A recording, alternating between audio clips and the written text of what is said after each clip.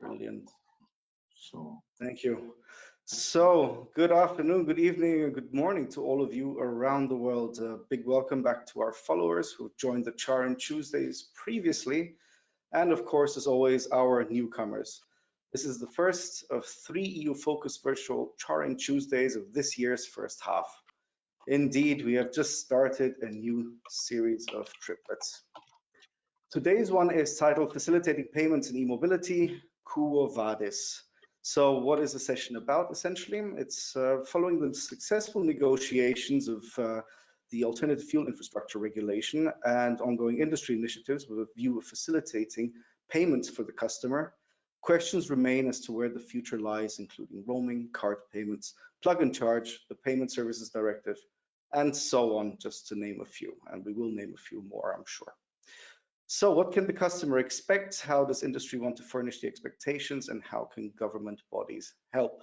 So we've already got 3 of our 4 speakers with us already, and we will be shortly joined by our 4th, Keller from CharIN. A couple of organizational points for today. I absolutely encourage your questions, so please put them into the chat box, and I will see to integrate them during our discussion or towards the end of the event. Furthermore, for those of you who are unfortunately not able to stay the whole session or would like to watch your session over and over again, there will be a recording made available. So what I'm going to do is introduce our panelists individually and tie each introduction to a question. So let me start with you, Alexander. You are Policy Officer in the Alternative Fuels Infrastructure Unit for Infrastructure at DG Move, European Commission. In essence, your unit is the architect of the Alternative Fuels Infrastructure Regulation. You're also the main organizer of the Sustainable Transport Forum plenary. At least I always get my emails from you. And I believe, if I'm not wrong, this is the first time you're joining us for a CharIN Tuesday. So a big thank you, first of all, for joining. And here's already your question. How important do you think the smooth payment systems are for overcoming the transitionary reluctance to e-mobility by the consumer? Thanks, Glenn, and happy, of course, to be here indeed for the first time on a CharIN webinar. How important do I think easy payments are? I think it's. I think we can safely say that it's actually essential. So far, I think we already have the fast movers on board of e-mobility, but I think for and for those fast movers, these are, let's say, the tech nerdy people in a way. I think we can say the people tech savvy, let's call it like this, the ones that are able to move on the new technologies quickly, that already use their smartphone for all kinds of payments. But we should not forget that there is another 95% of the population which is less tech savvy, and which have their own preferences for payments, and that are still using more, for example, credit and debit cards for payments. Even many people still paying, with money, basically. So I think if you want to make sure that everybody is on board of this transition, we need to make sure that the payments are easy and straightforward, and using an instrument that is supported everywhere in the EU and known by consumers, and not introducing something which makes it more complicated for people to switch to e-mobility. I think we should not forget, and then I will end my question, but I think we should not forget that we are moving already from a very comfortable and a situation where people know what is required from them when they refuel their vehicle at a conventional fueling station. This is a situation that they know and that they're comfortable with. We ask them already to think about planning their journeys, because they have to take into account let's say the limitations of the battery. So on top of that, I think everything else linked to recharging should be very easy and straightforward. It should be easier than before, even if you want to convince people to make this effort to plan their journeys and etc. And also make the investments of buying an expensive, still more expensive vehicle than currently for ICEs. I think that's in a nutshell. That would be my reply. I'm going to go to you, Thomas Däuber, because you have been nodding. You're policy manager at AVERE, the European Association for Electromobility. So you have a bird's eye view of industry.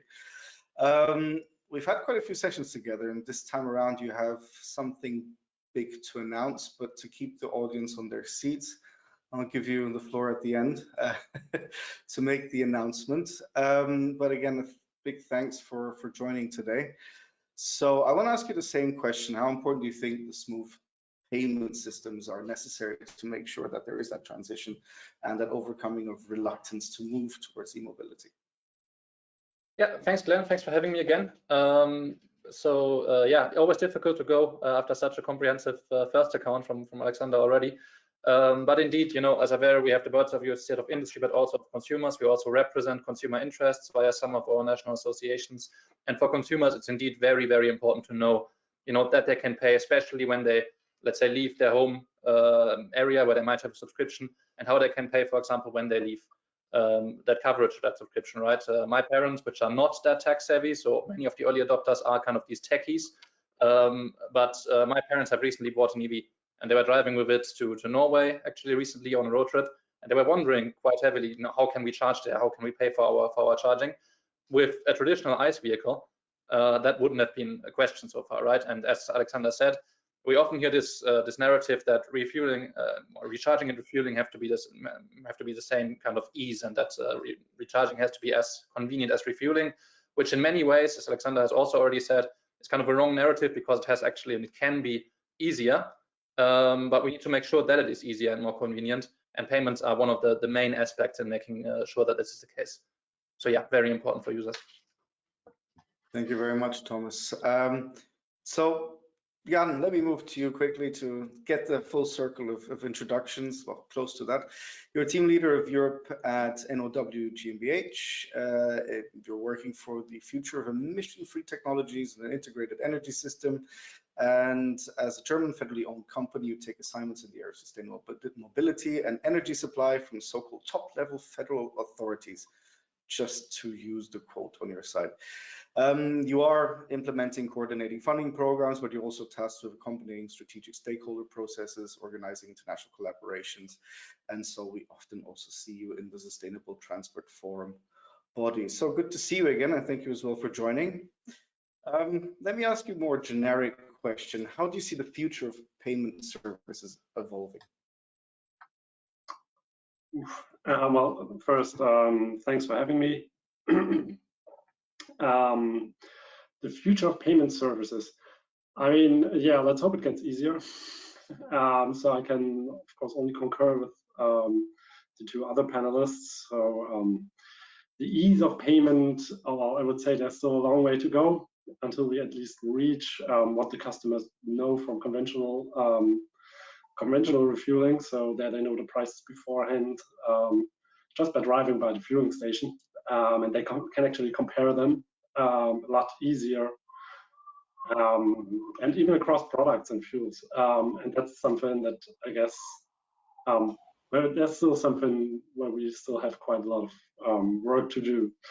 So for the future, yeah, what do we want to see? I mean, we, of course, as part of our funding, I mean, put really the consumer at the center. What we want to see, of course, is, well, a secure and easy way of recharging. So that partly means, of course, also plug and charge. But it's more than that, I can assure you. But I guess we'll get to the details during this discussion. Great, thank you very much, Jan. Considering the brilliant context, first of all, a big congratulations to all of you that have contributed, also in the audience, to the successful negotiations of AVERE. Taking into account the point about making payment systems available, how is AVERE, Alexander, if I may look at you, again, congratulations, helping diversity in payment systems? Yeah, well, helping diversity, what we are doing is making sure that no consumer gets stranded anywhere in the EU due to lack of an easy payment solution being available. I think the worst commercial you can have for advertisement for e-mobility is, and you see it, you read it on blogs, that people, they drive up to a recharging station, they're in dire need of a recharge, and then they cannot pay, because either there is no internet connection, so they need to subscribe on a website or register or pay via a website, and there's no internet access or whatever, and they're in a remote area. And then, of course, you get a lot of negative publicity. And this is, of course, I think in a transition, this is the worst you can get. Again, I think I mentioned it already. We are asking consumers to make an extra effort. On top, the prices of the vehicles are more expensive. So then you don't want this additional negative publicity about the user conditions of the infrastructure. How are we helping with AVERE? I think in AVERE we have, well, we recognize two, and I think these are the common two ways of payments. So first of all, you have, of course, the contract-based payments, which we are, let's say, the roaming through roaming payments, where we're, let's say, staying relatively far away from this area. We leave this basically to the market. At the same time, what we do regulate in let's say a high degree of detail is the ad hoc payments, which is kind of the pay-as-you-go fallback payment solution. What we say there is that every recharging point operator should ensure that consumers can pay at their infrastructure using an EU-widely accepted payment instrument.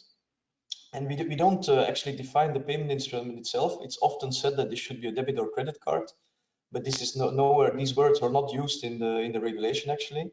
So we're not prescribing the instrument. What we are saying is that it should be, that it should be a payment instrument. That means that it should be an instrument that is issued by a payment institution that is accredited by the European Banking Authority. This is a bit the, let's say, the kind of ring fencing that we're doing in the legislation. So we're keeping, in a way, options open there, but of course, indeed, in practice, currently, this would be mainly credit and debit cards. Then what we are prescribing is the devices or terminals through which these payment instruments should be used. And there we are saying that for the fast chargers, basically, so more than equal to or higher than 50 kilowatts, it should be either a payment card reader or payment via contactless NFC reader. And then for the slower charges, so below 50 kilowatt, we are giving the additional option of internet-based payments, for example, through a QR code reader. So that is kind of the current legal prescription. This is at least applying to new infrastructure. And then we also have a retrofitting obligation from 2027. But that's only also for fast chargers, which are located along the 10T or on safe and secure parking areas. That's in a nutshell the legal prescription. I think this will help making sure that consumers know that they will, in particular, maybe I should also expand a bit, why there's this distinction between slow and fast chargers. So our reasoning there is that the slow chargers, they are located mainly in urban areas. This is your, let's say, the area where you're used to live and work and charge, basically. So you often have, what we see is that often consumers, they have a subscription to a local network. So they know that they pay with their RFID card. But the issue is, of course, when you start traveling, when you go beyond your comfort zone, beyond your known area, then you end up, you come across different networks of CPOs. And then it's important that you don't need to have a specific RFID cards for every time you travel to France, to Italy, whatever, but that you can also pay using simply a known payment instrument, your debit or credit card, that you can pay easily also when you're traveling through the EU. That's kind of the reasoning that we had in mind here. On top, adding to that, of course, the capex of the fast charging infrastructure is a lot higher also, generally, than the slow chargers. And so also there, it's for the CPOs, it's less of a burden to add a payment card reader, for example, because in any case, the infrastructure is more expensive. So it's a small percentage of the total cost of the infrastructure. That is, in a nutshell, the reasoning there. Great, thank you very much, Alexander. So yeah, the reasoning there as well is I see a little bit of a triangulation also within the scope of roaming and the approach that was taken. And maybe, Thomas, it's time to put the spotlight on you, considering also your news. Maybe I can ask you a bit more of a daring question. As we have worked also closely together on the issue of card payments and the challenges there too, are you happy with the outcome of the AVERE negotiations, just to be specific? Absolutely, yeah. It strikes in our opinion, a very good balance, which is close actually to the original Commission proposal. If you look at what was on the table in the interim, which would basically have been card payment, the card readers everywhere, then what you would have looked at is something that would have been actually less convenient for consumers, because we talked about consumer centrism and about how it's actually important that there's smooth payments, especially now that the uptake is happening and many people that aren't familiar with e-mobility are getting into contact the first time, maybe when a neighbor buys an EV and when they hear about their experience. And the danger that we would have run into, and Alexander has already kind of elaborated to a large degree on why, is that we would have basically killed some of the most consumer-friendly charging opportunities, because slow chargers, so-called normal power chargers, AC chargers that are off-street, where you don't have to drive to a dedicated equivalent to a gas station, to a fast charging hub, to fast charge, but where you just park overnight. Private vehicles are currently parked around 98% of the time anyway, and where you charge cheaply overnight while your vehicle is parked. That's really consumer friendly. You don't have to go out of your way, and you save money. The business case for these chargers in comparison to DC chargers is already quite marginal, and the capex impact, as Alex has said, is much, much higher. Plus, people usually pay on a subscription basis, also already elaborated, so there's no need, and it would have basically driven the cost for charging on a day-to-day basis through the roof. Where the impact on cost also for the consumer is much lower, and where it's much more needed is exactly when it comes to traveling long distances, and therefore we think it really strikes a good balance, and we're quite happy that the final outcome has been so close to the Commission proposal that from the start differentiated between over 50 kilowatts and under 50 kilowatts. So yeah, from our side, we're very happy, and I think both the industry members within AVERE as well as the consumer members can very well live with this compromise. So congratulations again. I'll jump to roaming because it's also an issue that keeps popping up. And before I go into a little bit more about the interpretation of AVERE, Jan, roaming. We've had this discussion before. What's your view on it? What would the audience want to hear, do you believe? Well, I mean, as the majority of charging procedures is really done on a contract-based level, I guess can't really overstate the importance of roaming if you look at it from really the European perspective. So AVERE does fairly little, I guess, to address roaming. So if we look at the text, well, if you look at the definition of roaming, roaming is can actually be if, I don't know, in an vertically integrated company, one EMP, vertically integrated EMPs and CPOs are connected, and that's basically already roaming. That's not how what we would consider roaming to be. Then it says, I think, cross-border roaming, there should not be no real extra charges. That's of course fair, but also it's not really what we're seeing right now. And well, the question is really, I mean, it's left to the market, right? So, and I guess eventually the market will also solve it. So whenever there's a demand, I'm pretty confident that the market will solve it, but it's questionable right now if you can drive with the contract from, I don't know, utility in the north of Italy to Bucharest and charge there. So there I'm not quite convinced. It would have, of course, have been nice if you look at this from a European standpoint to really make driving seamlessly possible across Europe, and I think you need to address roaming. So, and what else will be addressed, of course, are the technical standards later on, and we are not opposed to that at all. That's a good idea, but that will not. I don't think it will do that much for making contract-based charging or payment possible across the EU. So you really have to address market actors if you want to solve that, or you wait as long as until the market solves it. But that might be longer than you'd expect, and it might be a little long for people to make the switch and us to achieve the climate targets. So. Alexander, I'm sorry, but spotlight back on you. Taking also into account that there have been some regional initiatives to promote cross-border roaming. But if we really look at the Europe-wide rollout and ability to travel freely. If we talk anything from heavy-duty vehicles as well to holiday drivers, what are your thoughts on roaming in response, and what thought process was behind not initiating a legislative initiative, so to say? Yeah, well, I mean, of course, I tend to agree with what Jan was saying.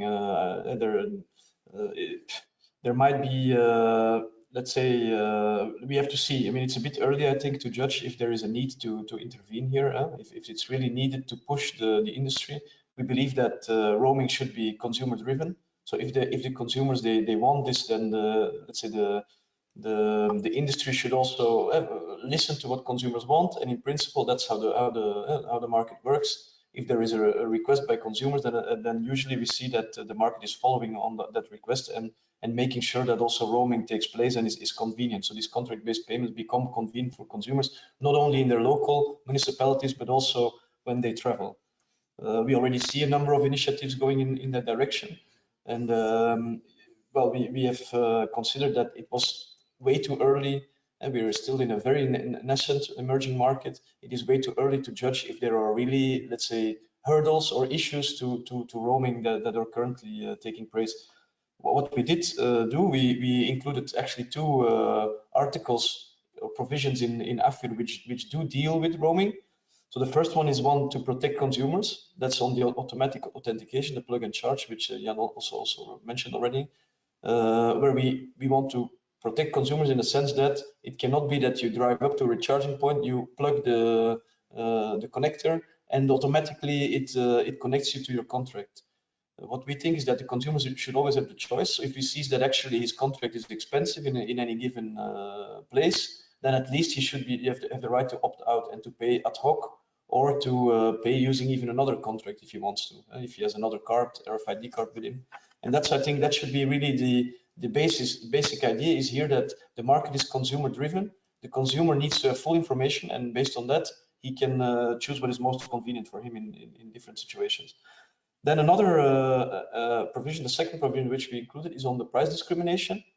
You've seen that CPOs, they cannot discriminate between the ad hoc price and the contract-based price, but on top, they can also not discriminate between the prices that they charge to different EMSPs. So that is in a way making sure that there is some equality of treatment between MSPs that want to connect to a recharging point. Now, of course, we say non-discrimination, but we don't say that this differentiation is not allowed. Differentiation is still allowed if it is based on objective reasons and if it is proportional. So, for example, if I come with a fleet of customers or a customer portfolio of a few millions as an EMSP, and another EMSP comes with 100,000 customers, it's clear that the one with a few million customers, he might get a better price to connect to my recharging stations. That is a differentiation which would be non-discriminatory because it would be based on objective grounds. That's a bit the reasoning of what we've done. Why did we not include, let's say, an access obligation, a roaming obligation to connect for CPOs? Of course, once you enter this area, you also have a lot of ensuing regulation, because what are the conditions that you then need to also regulate? At what conditions should somebody be allowed to get access, or should they always be allowed to get access? Which I don't think is the case, because there can be, for example, cybersecurity reasons for which you don't want to connect with a certain EMSP. And of course, once you enter that area, that means that brings such an amount of additional regulation. It is not something which we analyzed in the impact assessment, and it would have gone beyond the current scope of the proposal, clearly. So this is why we at this stage also, where, as I said, the market is still emerging, we decided to refrain from that.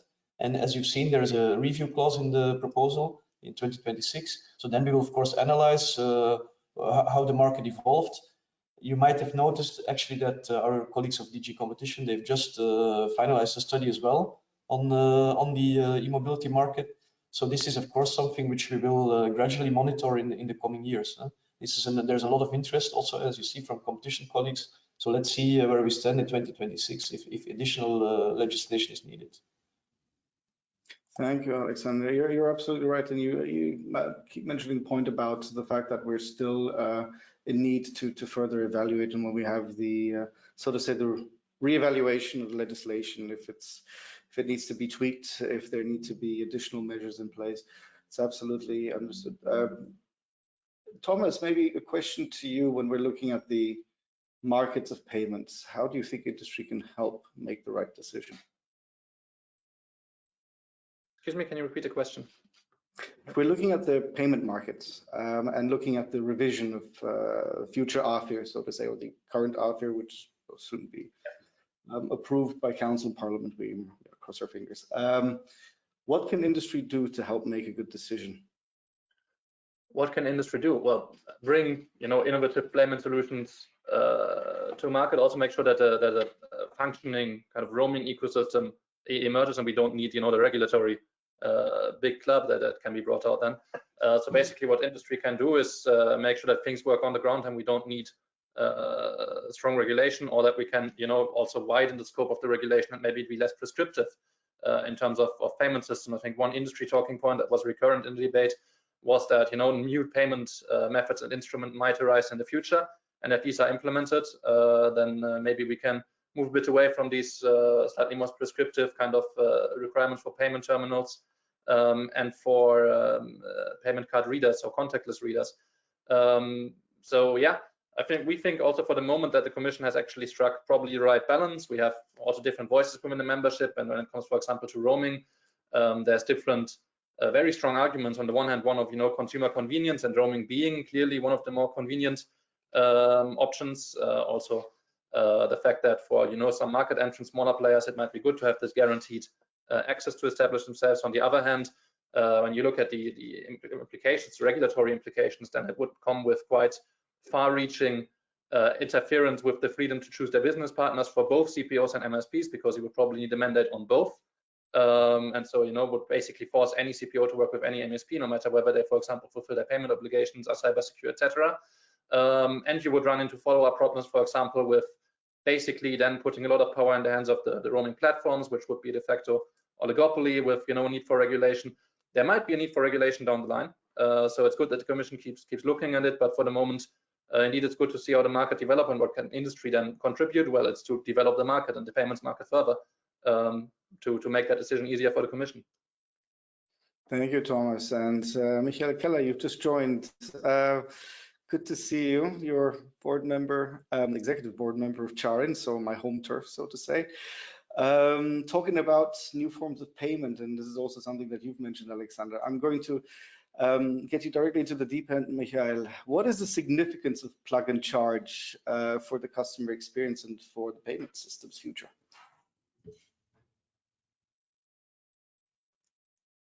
Thanks. I'm afraid, yeah, there we go.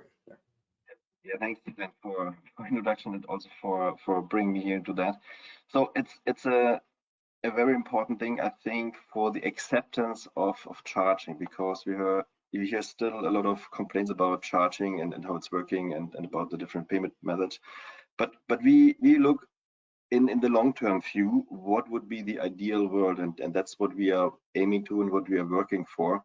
And it would be, if you have all these technical topics being solved, what you need to do to make a reliable and high quality charging process. And then in addition, to have the plug and charge functionality to get rid of all cards and all thinking about, so that you can ideal-wise just put in your navigation system the car where you want to go, and you go there, and you are guided to the appropriate charging stations for your trip.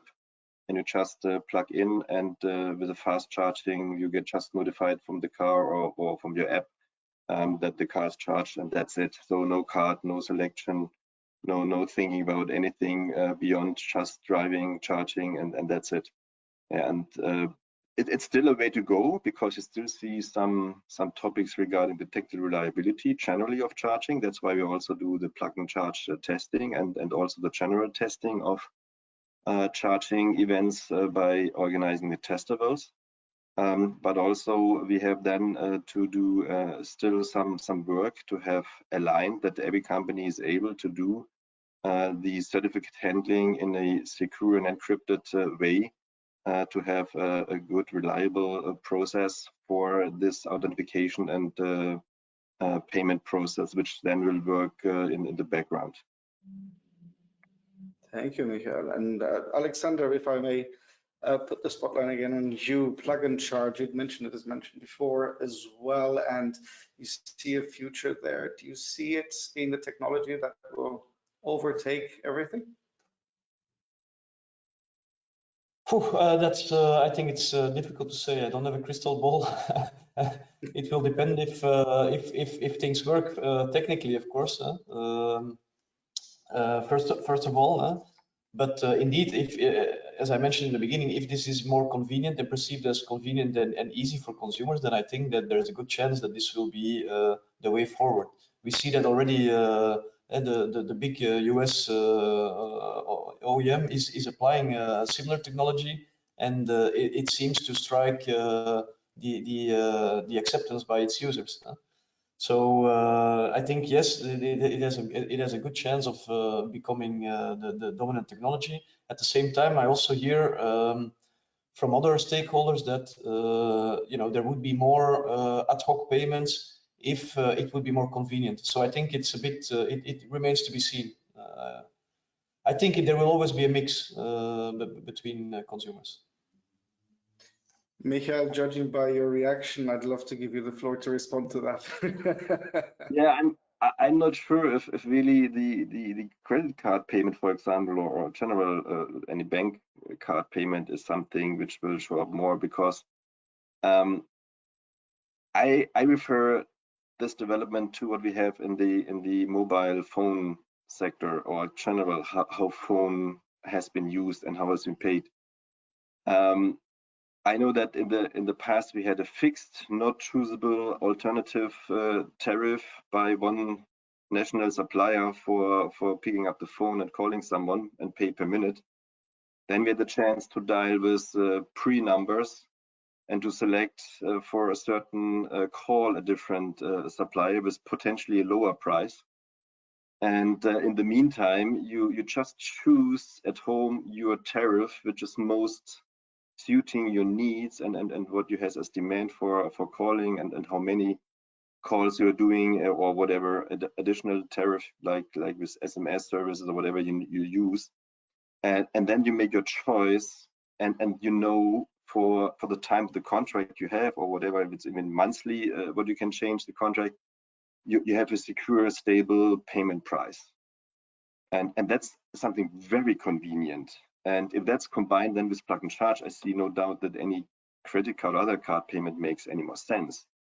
Because then you have to look out not only on the trip, but also on the price. Because if there are different CPOs offering different prices on different charging stations, even at the same spot, and you look also on the fuel stations, you have also different prices on the same spot. But sometimes happens you go there and by picking up the nozzle, the price changes because they got a new price information, and then it's also bothering you. So I would like to continue that way of fueling when I'm charging. So that's why I see this not as positive to have card payments. I see more as that the user choose the best tariffs for their way how they want to be mobile, and they can they have a much better choice of selecting the appropriate provider. Thank you, Michael. Jan, time to get you into the conversation again. Sorry, we skipped a couple of questions, but now's the chance to shine.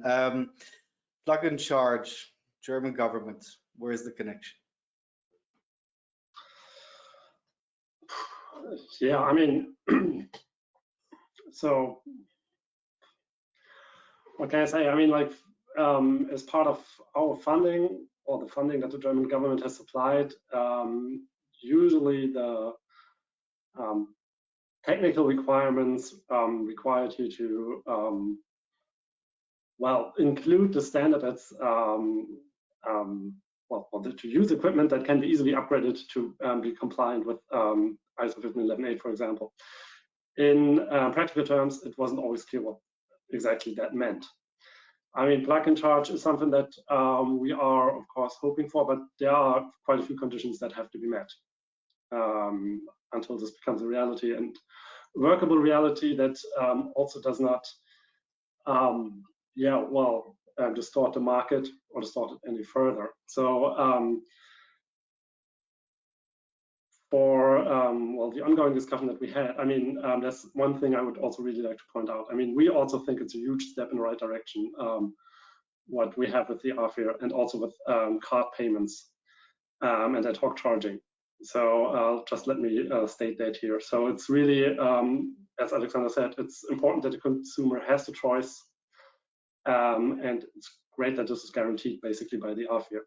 We actually would have gone beyond what we have in the AVERE in terms of the card payments that are offered, just because this is really to us important in terms of competition and competition policy.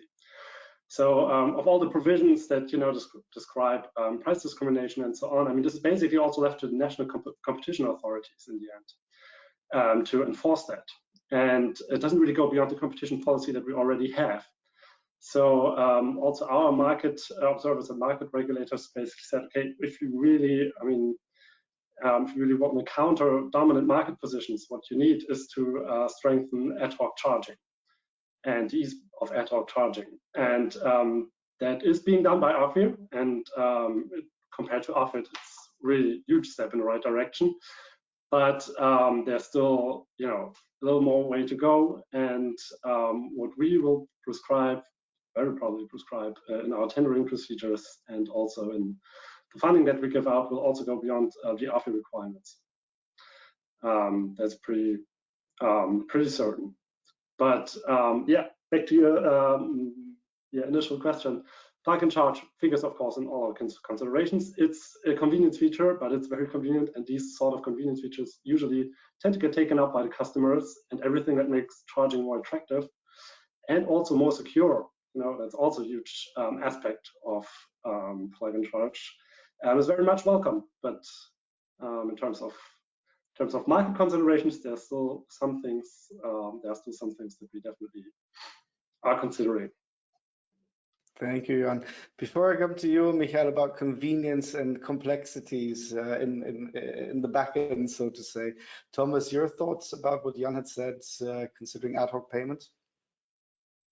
Well, I mean, I think I already outlined that we think the balance in the AVERE is good. That is well balanced for the considerations that were already outlined. I think, I also point at this stage, for example, the letter we did with you guys, with CharIN. So we built, I think, a very good compromise also in the industry here in Brussels on how we should move forward.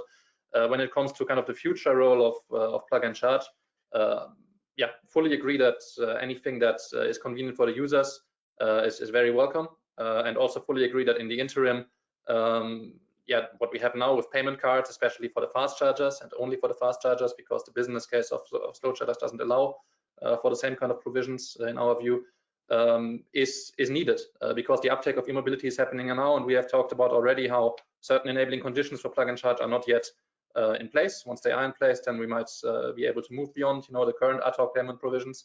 And I think we all hope that we can move as quickly as possible. Ideally, the market itself will move into widespread roaming, widespread plug and charge, more consumer convenience, and we'll have the opportunity to stop talking about credit cards.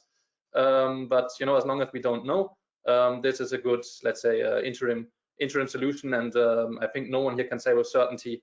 And I think everyone here on this panel is very qualified, but you might have to go to the fun fair and the lady with the crystal ball to find out about the future of and the pace of uptake of plug and charge and widespread roaming. So yeah, for the moment, I think this is the best we could do, and we're very happy with it.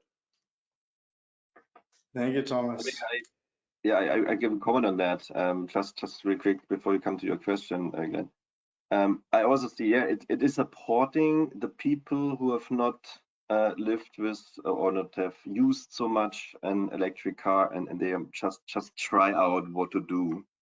Therefore, I support that, but like I said, we should also have the long-term view in our mind, yeah. And the usage I've heard from one CB of Dr. Severus is even going down. Yeah, they have no change in availability of credit card readers. A few years ago, it was about 8-9%. Now it's below 5% of all charging events. So that's really barely low. and then we have to really balance very well to invest between 10 times to 100 times more money into a charging station compared if you do a normal AVERE reader or RFID reader, or if you do plug and charge, for example, which is much more cheap and more on the long term more robust in the future. Yeah, but that's something we always have to do the right arguments for the right purpose. Yeah, if we talk about our target perspective, I still stand to what I said. But if we talk about how to bring all the different customers, and we have to have about 80% market share in 2030 to align with the Fit to 55 targets, then we have to bring all the potential customers to the charging station. And if there's a credit card needed necessary, okay, but there's a just intermittent step, so everybody should be clear about that. Thank you, Michael. Actually, before I go to the question, then Alexander, what are your thoughts on Michael's points? Sorry, but what are my thoughts on Michael's point? Yes. Well, I think well, on the costs, I think I mentioned already. What the choice we made in AVERE is basically we said, you know, for the fast charging infrastructure, there's a high capex cost. So the cost for adding an NFC reader or a payment terminal is fairly limited, especially if you look at the very fast chargers. It's really a fraction of the cost of such infrastructure. I think Jan, he mentioned a very important point, and it's something which is often forgotten, but it is correct that the ad hoc price is also intended as a kind of a safeguard against high contract-based prices, especially.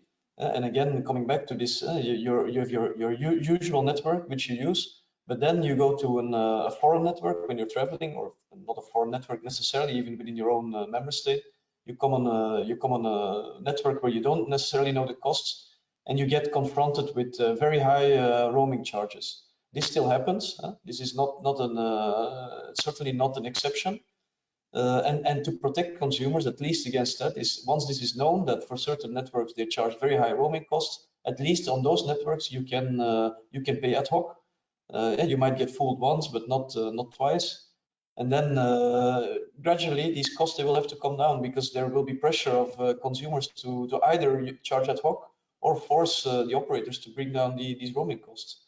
So I think this is a bit how the normal markets function, and this is why, as Jan was pointing out correctly, the ad hoc price also has a very important competition angle. Yeah, and that's why you can choose your tariffs at home. Yeah, I would not buy anymore any tariff contract by additional roaming charges. That wasn't the beginning, but in the meantime, most of the MSPs have changed that we have a fixed price no matter what type of charger you go to, and I would not sign any other contracts like that. So I think the pressure is coming from different sides, and I think that's very good to have all these mechanisms available. Thank you, Michael. Thank you, Alexander. Jan, ad hoc payments competition is one thing, but the future thereof, what do you think? Necessary? Well, ad hoc payments? Yeah, absolutely. So for all the reasons I already stated, it's going to be absolutely necessary. Of course, you know, the point is well taken that this can really increase the capex costs, and I mean, also we don't want to see them go up out of proportion. Let's put it this way. What would be interesting, you know, I mean, what makes it so, or what's part of at least of what makes it so expensive are, of course, you know, pin pads and so on, which basically need for yeah, your authentication for these payment transactions. There would of course be interesting if you could create an exemption for at least for slow chargers, because that would really lower the costs in that respect, at least the capex costs. I mean, you'll probably also have increased OPEX costs, but in the end, I mean, one should not underestimate how important it is if you as a European consumer can always be certain that you can drive somewhere and charge there with your credit card. because I mean the point that Micha made, you know, it's right if you know that the price of your EMP beforehand, or even if you go to a station that's well operated by whoever, right? Then that's great, but that's not really the situation we have on the ground in many cases. So especially if you cross borders, you have your contract and hopefully any other contract, an RFID card that comes without a fixed cost. And if your card that you usually use doesn't work, you try the next one and the next one, and you usually don't even know what you will be billed in the end. And in order to also avoid or at least alleviate such situations, I mean, ad hoc charging will remain really, really, really important. Thank you, Jan. Thomas, considering the ongoing importance of ad hoc charging in view of some or many, one of the points made by Jan is as well about the question of PIN pads. As you by now are an absolute expert in card payment systems, what is the next step for getting rid of these PIN pads in case our audience is not aware about what needs to be done? Yeah, thanks, Glenn. So we have an upcoming revision of the so-called Payment Services Directive. The Payment Services Directive basically sets so-called strong customer authentication or SCA requirements, which basically boil down to that when you use your payment card, for every 5th payment transactions, you need to input a PIN, or when you have an amount of more than 50 euros, as far as I'm aware, or a cumulative transaction of more than 150 euros with the same credit card. So once you exceed a certain amount or a certain number of transactions, you need to input a PIN to ensure that it's basically still you paying with that credit card. Basically this would apply also to e-vehicle charging in principle. Now, obviously, when you combine that with the requirements in AVERE, or even just with operators' voluntary choice to install payment terminals, then it would drive the cost up, because a reader without PIN pad is cheaper than one with. And there is an opportunity or a possibility to exempt certain use cases. So, for example, for parking or for public transport, there is an existing exemption under the Payment Services Directive, the PSD2. And basically what we would like to see is an exemption like for public transport and for parking, also for e-vehicle charging, so that there is no need for a PIN pad when a credit card reader is installed at a charger. And that would really help also the, let's say, business case of charging, or the business case of charging with ad hoc payment, because it would reduce the cost to install credit card readers. Thank you, Thomas. Alexander, is that on the plan of the Commission to look at this from the DG Move side? Well, I mean, this is not in our remit. This is, of course, in the remit of DG FISMA.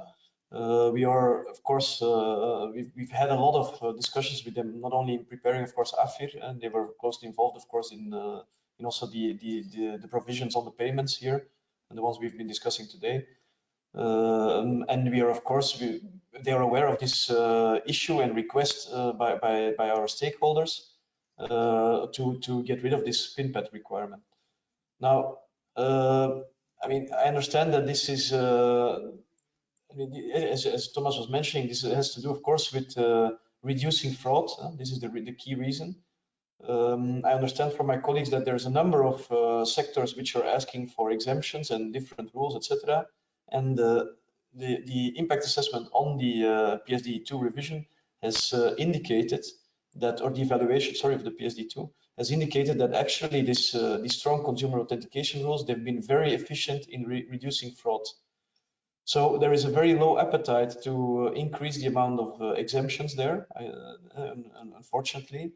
On top of things, the list of exemptions needs to run through the European Banking Authority, which is the authority which is in the end managing the regulatory technical standards, which are setting these requirements and exemptions. So it has to run through. It's not even entirely in the hands of the European Commission, to make the point short. On top of the things I said, there's low appetite for fraud, and this is a bit also my personal question a bit. I've seen more and more. I see payment terminals on vending machines for simple Coca-Cola, etc. where I think the turnover on a day is fairly limited, then I'm also starting to wonder a bit what is the issue to put in particular on new recharging points. I can understand for retrofitting that the costs may be high, but to implement this on new recharging points, I think the costs are fairly low. This has also been confirmed recently by a number of developers, OEMs of recharging infrastructure, that actually also add that if this is known in advance, it's not a high cost to implement something like this, a payment terminal. So I mean, we need to strike, as you know, the Commission needs to find a good balance between different requests and requirements and societal needs. So there are some different and challenging requests in this respect. And as said, the appetite to add additional exemptions is low. So I think it's really up to the sector to convince the Commission and in particular then my colleagues in DG FISMA why this is particularly needed and why these costs are so prohibitive. But I think currently the chances are slim that this exemption will be widened or the pin pad requirement will be done away with. Now I have to say I also was at the Nordic EV Summit last week, and I noticed there was a new, and that was a high power recharging point, a new one being shown there with a huge screen for advertisements, but there was no display for consumer information.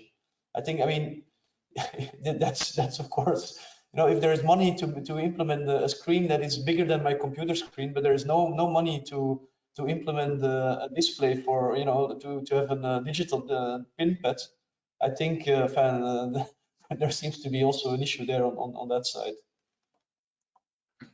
Well, quite a few responses I could give also from my side, but I know, Michael, you have to leave for an open plug and charge discussion. One point was raised, safe and secure plug and charge, just to kind of go full circle on this, about the simplicity of usage for the consumer and how much effort industry is putting on it to ensure that it's safe and secure. What is industry doing? What is CharIN doing? What needs to be done? Yeah, just we can now talk about the experience of what we've started 2 years ago in the CharINization by members asking CharIN, we want to have in Europe a more neutral PKI and the ecosystem to be able to interact there for all the certificates for plug and charge. And it came out in the discussion that there was the request to CharIN also to do an own PKI, or let's say V2G route at least. But we found out, and that's why it also took 2 years, that we have more eye on that we have common governance, market guidelines, and certificate policies.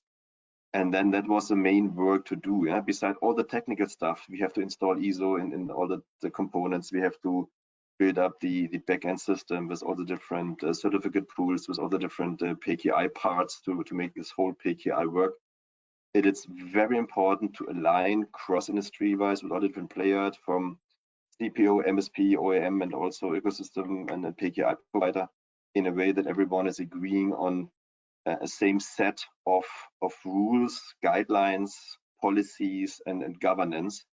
And that was one of the key work the group inside CharIN did, which is now also available, or is generally always available for everyone, because the group was an open group, not a CharIN member group, and where we are now transferring this knowledge on the one side to the European Commission with the work in the sustainable transport forum groups. But also this is something what we see in US.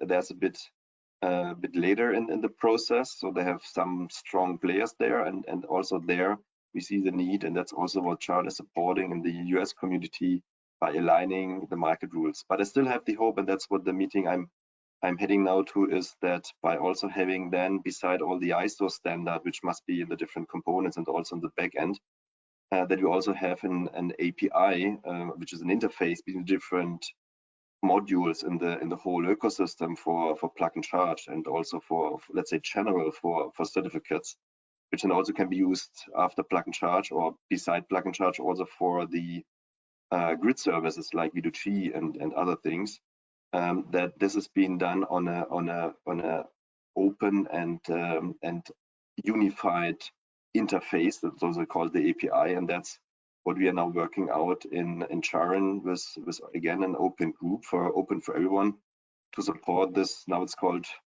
OPNC protocol, which then enables that different vendors of PKIs, different vendors of the pools and the ecosystem services can interact on the same data level to be able also to there create a market and create and to have competition for these different services.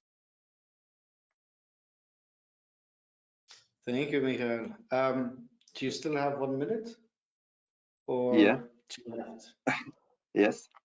Because I had one more question about technology developments. Now that you went into the world of standards 902 volts or okay. ISO 158 for AC charging. Yeah, one we have already tackled. Yeah, so the card readers are in the AC on the low power chargers are relatively to the capex quite expensive. So there it's much more convenient and easy to there have than the ISO implemented. But I think the other point what you mentioned is not only the 920 volts, it's also going beyond what the standard has now. Today, the official standard has 500 amp for CCS, and the MCS, which is a different one, is going up to 4.5 megawatt.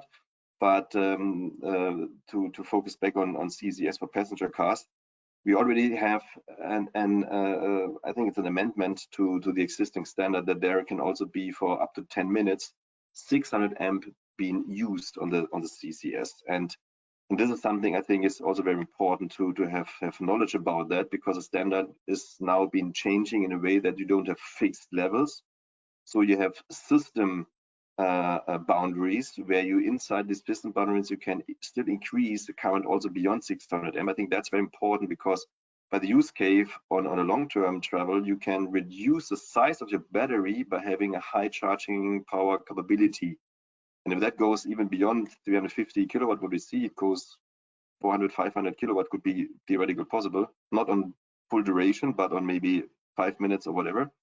Then we can also increase the capability of having more customer-friendly charging experience, not only per charge, but on a whole trip, because that can reduce trip size, even if you have one additional charging stop, quite significantly.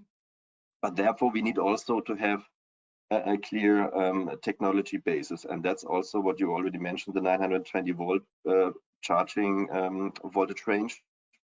Because still there are a lot of 500 volts max chargers out there, and we try to solve this problem by having this European labeling of K and L, but I think it's still quite difficult to differentiate it. So that's why I also would like to say, okay, if we really want to have a reliable charging experience for the customers, we also have to focus that all the chargers, no matter where they are, when I'm talking about DC charging now, have the full voltage range, and we don't have to look up for what label is on the charger, because if we have a high charging capability of the car by having the full voltage, and the customer goes to a charge point with 500 volts only, they have a limited experience, less than half typically, on the charging performance, and that is something what customers don't like, to be surprised or to have not equal charging experience no matter where they go. And that's also something I think is very important, that we also see where the power rating is going in future. So that should be we keep in mind, but also very important to have an equal charging event no matter which charger you're facing as a customer, so that we also, and that's what all the different EVC manufacturers have already in their portfolio, no matter what charging power for DC, 50, 150, 350, whatever, that they always get 320 volts, they have always the same charging experience. In other words, the customer should get what they're paying for. Yeah. Great, thank you very much, Michael. To kind of bridge towards the point that was made before by Alexander regarding the balance of investment versus customer experience, so to say, in the available technology. I mean, we can go on about. Take care, Michael. Good to have had you. Talking about the pin pad is one thing, but we would also be looking at, for example, plug and charge, the amount of investment being put in that technology to facilitate the system for the consumer. Thomas, I'm sure you have a response to what Alexander has said. Can't hear you, sorry. Yes, I realized myself. So yes, I mean, I know, like Alex said, you're not the right, addressee for this, and that we'll have to explain this also to your colleagues, DG FISMA. But honestly, fraud for electric vehicle charging, vehicles have to stay stationary for quite a while, and the transactions at the end of that are relatively small. So it's not particularly, let's say, profitable to actually commit credit card fraud using e-vehicle charging. It's a bad business model. If I were a fraudster, I would go back to, calling grandmas, telling them I'm their grandson, I need money. That's probably going to net you more per hour than committing credit card fraud with e-vehicle charging. It's just by the nature of the business, it's at relatively low risk for fraud, at least in our opinion. And that being said, the exemption, it's not just a factor of cost, and the costs are, from what we hear from our members, significant. It's also partially a factor, and I'm aware that the AVERE requirements don't cover slow charging, but there are certain slow chargers, let's say lantern chargers, etc., where the space is just not there to build in a pin pad requirement. And whenever, for example, local authorities were to impose higher requirements for payment in their tenders or wherever, even on a voluntary basis, should be offered, there might be a problem for certain solutions to offer pin pads. So there's certain restrictions. So yeah, just these 2 points really quickly. It's not at high risk of fraud, and there is some even non-monetary reasons to exempt charging. Thank you, Thomas. If one of you want to respond, great. If not, I have another question lingering around. Actually, one from the audience. Yeah, let's see. Can I ask you this? How can consumers actually compare price with so many tariffs around, sometimes imposed on them when they buy a car?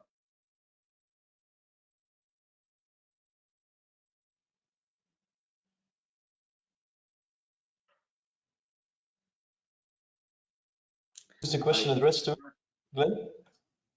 For Jan or for you, Alexander? Sorry, I had mentioned Jan. Maybe my microphone kind of cut out. Okay, but both of you can answer if you like. Yeah, sure. Yeah, so I mean, with the contracts, I mean, we depart from the assumption that if you choose a contract, you really have time.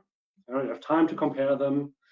And yeah, it's difficult to compare them with these different rates, granted, but there you have the time. And that's, of course, different, of course, for ad hoc charging, where, I mean, if you come to the station, you want to know what the price is and you want to be able to compare it. And AVERE does quite something for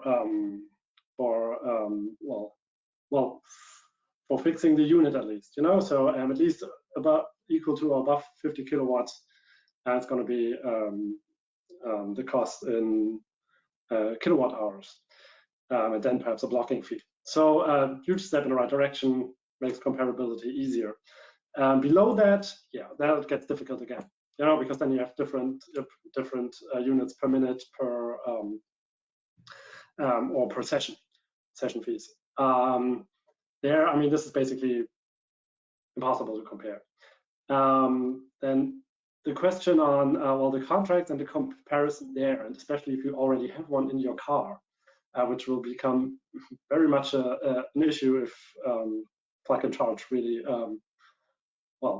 really sees the light of day and gets adopted a lot.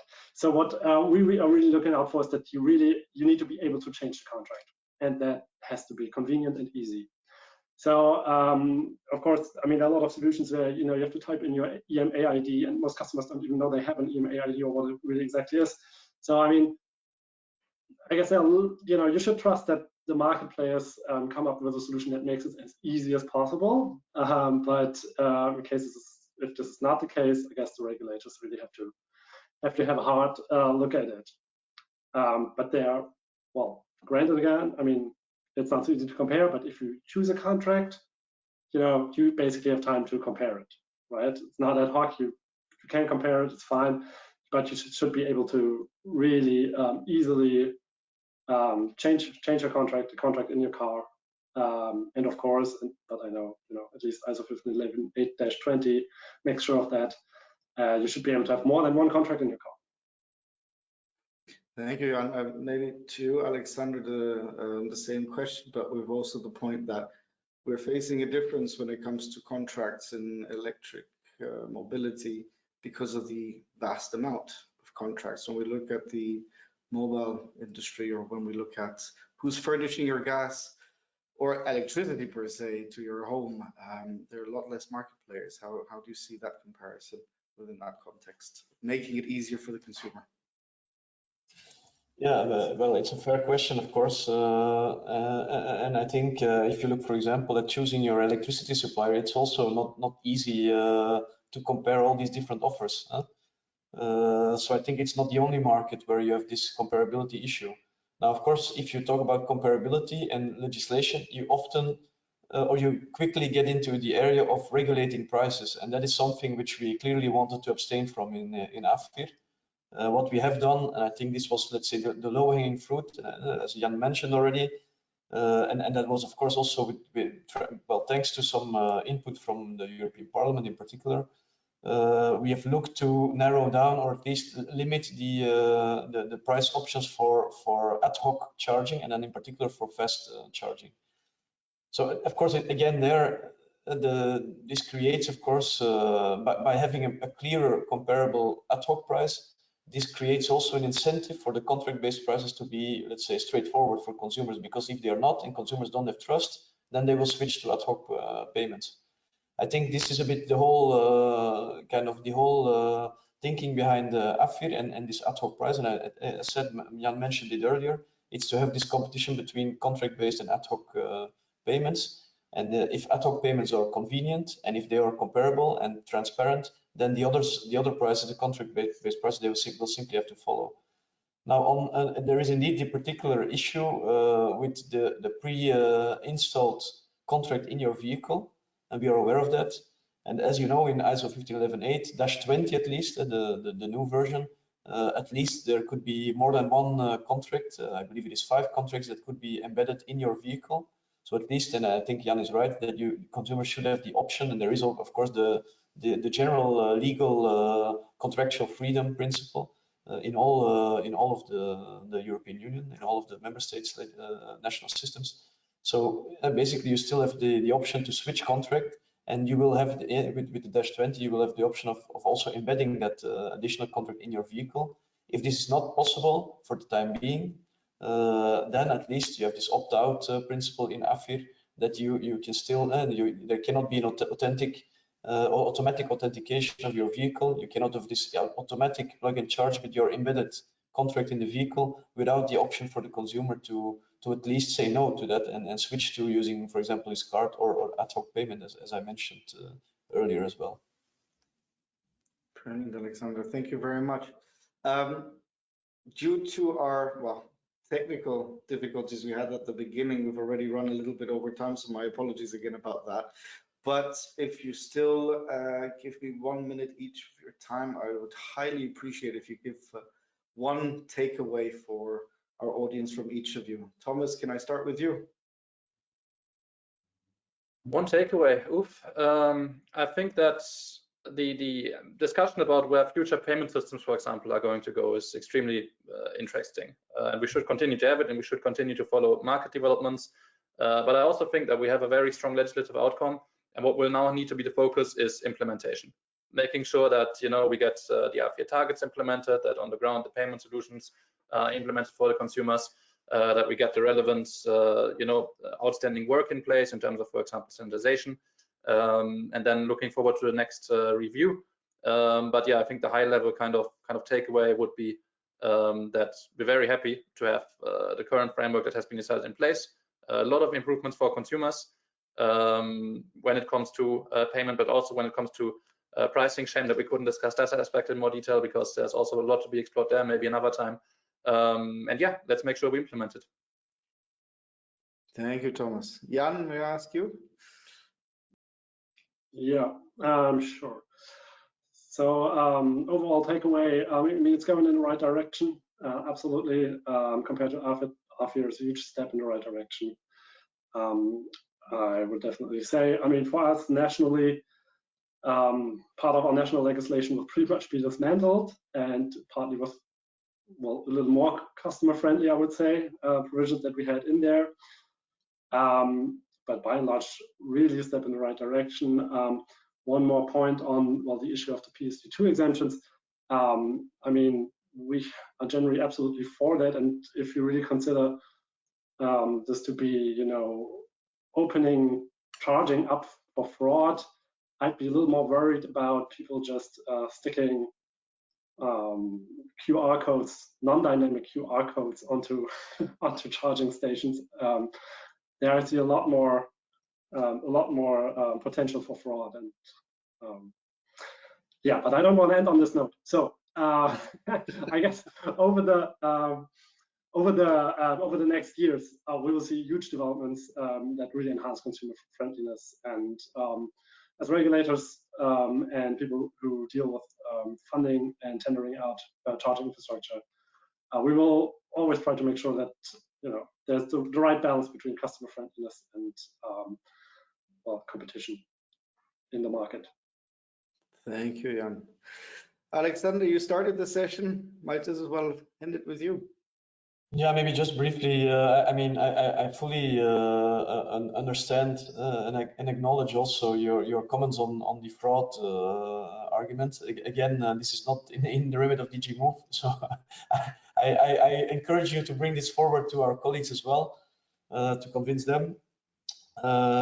Just to mention, Jan, so the sticker, the QR code sticker, would not be allowed because AVERE is asking for a specifically generated QR code, so it must be, let's say, one that is unique for every transaction. That can never be a sticker, of course. Okay. And then to end, I think we are also, from the Commission side, we are very happy that the AVERE is now provisionally agreed, and that is fairly close to the Commission proposal. I think many additions, they are very, from the Council and the Parliament, they are very, let's say, they are well thought through, and they were quite correct in adding them. For example, to give you one example, and it's something we didn't mention in this session, but that one payment terminal could also serve a whole pool of recharging stations. I think that makes a lot of sense. And you have that also with conventional fueling stations. So many of these additions are very welcomed also by us. So I think we have a solid basis to make recharging more convenient for consumers, which is in the end what we need if we want to convince them to switch to electromobility. And I think so that makes the circle round, and we are back where we are at the beginning, putting the consumer central. Very good, Alexander. Thank you so much. The thing is that there are quite a few questions that are arising because AVERE is still in the legal services, and there are a couple of questions about drafts, and I know that, for example, Thomas and I and other associations are working to put the questions forward and hoping for guidelines. But also help with, obviously, with the view of help on interpretation. And the point of QR codes is of course, very, very, very interesting, because I've heard something completely different, to be honest, not from the Commission, of course, but voila. So yes, there will be a few questions coming from only the Commission can interpret, and the European Court of Justice, of course, can interpret the EU legislation. So you should only believe what we are saying. Of course. So, no, but no. Actually, I can give you one giveaway that we are planning to come forward with the guidance, which we will, and we are planning to announce this at the June 2 meeting of the STF. So because we will of course work together also with the Sustainable Transport Forum, at least in identifying the problems or the issues in terms of interpretation. So it's good if your different organizations start already kind of gathering all the questions that you have, and then of course bring them to us so that we can indeed come forward with a comprehensive guidance on the interpretation. Absolutely, that's the plan. So thank you. Right, okay, now we can put the presentation, because now comes the announcements of the next event, so you obviously do not want to miss that. So as mentioned, this is part 1. We've got part 2, global cooperation on standards and MCS story. As some of you might know, there might be a joint declaration coming up at the end of the month in the EU-US Trade and Technology Council. MCS, of course, as well for CharIN, a big thing because of the parameters that we have co-developed. Part 3, data exchange, driver of the charging ecosystem. That will be on the 27th of June. before we change the slide, thank you, 27th of June, within the scope of the Data Act, the pending initiative of access to in-vehicle data, and so on and so forth, and not least sustainable transport forum subgroup 1 and subgroup 2 discussions on data exchange throughout the whole ecosystem.